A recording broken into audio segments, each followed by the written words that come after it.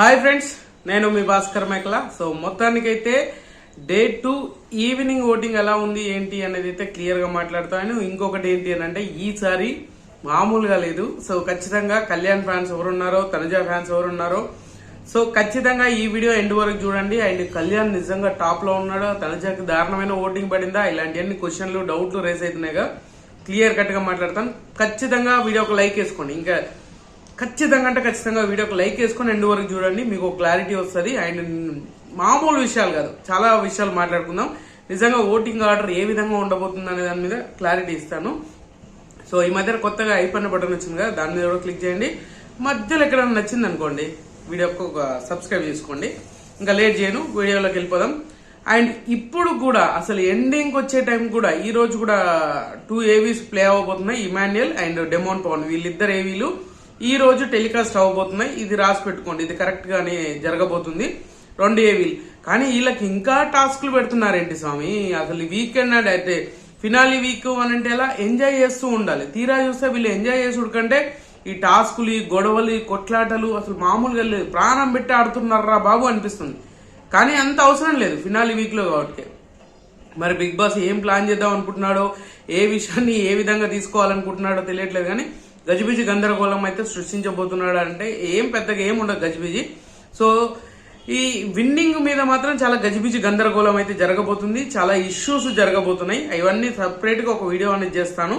So అంతకంటే ముందు top position లో నిజంగా కళ్యాణ్ ఉన్నాడా, ఈ విషయం చాలా మంది రేస్ చేస్తున్నారు. నిజంగానే చాలా మంది ఇది నిజమే అనుకుంటున్నారా అంటే, సో ఖచ్చితంగా మీ సంతోషం కోసం మీరు కళ్యాణ్ ఫ్యాన్స్ ఎవరైతే ఉన్నారో వాళ్ళ కోసం క్లియర్ కట్ గా ఆ థంబ్నెయిల్ అనేది పెట్టడం అయితే జరిగింది. సో టాప్ ఓటింగ్ తోటి కళ్యాణ్ ఉన్నాడు అని చెప్పడానికి రీజన్ అదే. ప్రతి ఓరు అంటే ఎంతసేపు మీరు చెప్పేది మీరు చేసేదే అనుకుంటారు తప్పితే అంతకుమించి ఇంకా వేరే ఆప్షనల్ గా ఇంకోటి ఏమీ లేదు అనమాట. సో అలాంటి సిచ్యువేషన్ జరగబోతుంది, అట్లాంటి సిచ్యువేషన్ జరుగుతుంది. సో నిజంగా టాప్ పొజిషన్ లో కళ్యాణ్ ఉన్నాడంటే లేడు. సో కళ్యాణ్ లేడు, చాలా క్లారిటీగా చెప్తున్నా. కళ్యాణ్ లేడు టాప్ పొజిషన్ లో. టాప్ పొజిషన్ కి సెకండ్ పొజిషన్ కి 2-3% డిఫరెన్సెస్ అయితే ఉంది అని చెప్తున్నారు కదా. మీరందరూ చెప్పిన వాళ్ళు అలాగే ఉంది, మాకు చెప్పే వాళ్ళు కూడా అలాగే జరుగుతుంది. 2-3% అయితే ఖచ్చితంగా డిఫరెన్సెస్ ఉంది. కానీ టాప్ పొజిషన్ లో మాత్రం తనుజ ఉంది. చాలా క్లారిటీగా తనుజకు ఓటింగ్ పడుతుంది. అండ్ ఎవరు ఎన్ని విధాలుగా చేసినా కూడా తనుజ ఖచ్చితంగా ఈసారి టాప్ లోనే ఉంది అని అంటే బల్లగుద్ది చెప్పొచ్చు. టాప్ లోనే ఉంది. 33% ఓటింగ్ అనమాట. సో మార్నింగ్ కి ఇప్పటికి పెద్ద డిఫరెన్సెస్ ఏమీ లేకపోయినా చాలా క్లారిటీ ఓటింగ్ పడుతుంది. ఇంత నెగిటివిటీ, ఇంత బయట ఇంత ట్రోల్ అవుతూ బయట కళ్యాణ్కి ఇంత సపోర్ట్ వస్తున్నా కూడా నిజంగానే తనుజకి ఇంత ఓటింగ్ పడుతుందా అంటే ఖచ్చితంగా నమ్మండి, ట్రస్ట్ మీ, ఖచ్చితంగా తనుజకి అంత రేంజ్ లో ఓటింగ్ అనేది పడుతూ ఉంది. సో సీరియస్ గా చెప్తున్నాను, ఇది సీరియస్ గా రాసి పెట్టుకోండి. తనుజకి అంత రేంజ్ ఓటింగ్ పడుతుంది క్లియర్ కట్. సో తర్వాత పొజిషన్ వచ్చేసరికి మాత్రం కళ్యాణ్ ఉన్నాడు. కళ్యాణ్ కూడా మంచి ఓటింగే పడుతుంది, decent voting. And winner race లో ఉండే ఓటింగే పడుతుంది.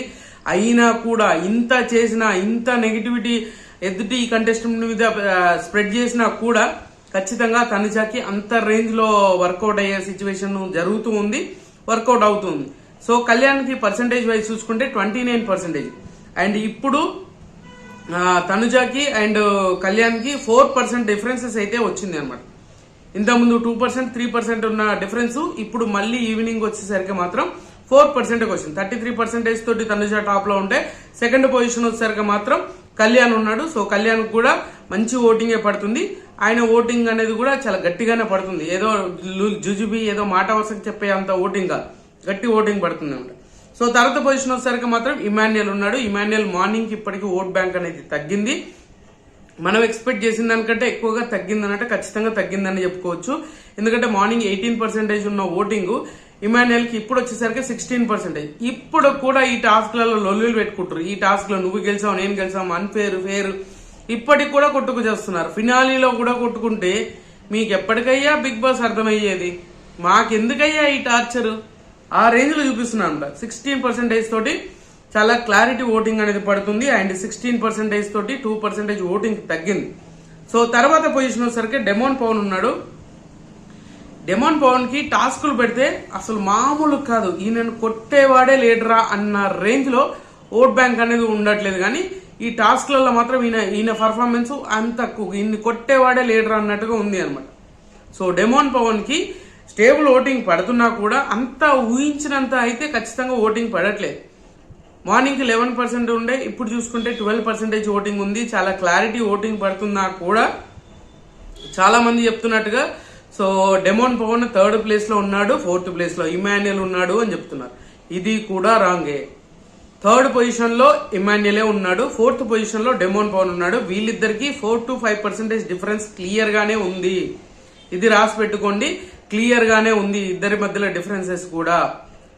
సో ఇది ఎవరు ఏమనుకున్నా ఎట్లా అనుకున్నా పర్లేదు కానీ చాలా క్లారిటీ ఓటింగ్ అనేది పడుతుంది ఎవరికి వాళ్ళకి. సో డెమోన్ పవన్ కి 12% తోటి 4th పొజిషన్ లో టాప్ 4 పొజిషన్ లో ఉన్నాడు. అండ్ టాప్ 5 వచ్చేసరికి మాత్రం మన సంజన గారు ఉన్నారు, సంజన గర్లాని గారు ఉన్నారు. సో చాలా అంటే చాలా ఇంట్రెస్టింగ్ ఓటింగ్ ఈమెకు పడకపోయినా కూడా ఈమెకుండే స్టాండర్డ్ ఓటింగ్ ఖచ్చితంగా పడుతుంది. ఎవరు ఓట్ బ్యాంక్ షేర్ అవ్వట్లేదు, ఎవరు ఓట్ బ్యాంక్ ఈమెకు సపరేట్ గా పడట్లేదు. ఈమెకు కాన్స్టెంట్ గా ఉన్న ఓట్ బ్యాంకు ఖచ్చితంగా కాన్స్టెంట్ గా పడుతూనే ఉంది అనమాట. ఇది ఎవరు ఒప్పుకున్నా ఒప్పుకోకపోయినా ఇదే నిజం.